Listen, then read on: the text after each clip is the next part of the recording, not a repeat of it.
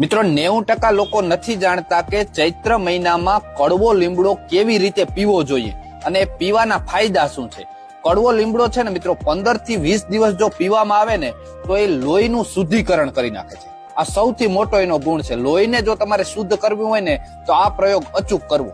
લોહી શુદ્ધ થશે ને તો ચામડીના રોગો મટી જશે। દાખલા તરીકે દાદર, ખરજવું, ખંજવાળ આમાં ખૂબ મોટી રાહત થશે અને જે યુવાનોને પિત્ત વધી જતું હોય ને એ પિત્ત પણ શાંત થઈ જશે। વારંવાર તાવ આવતો હોય આવા પ્રશ્નો હોય ને એ પણ શાંત થઈ જશે।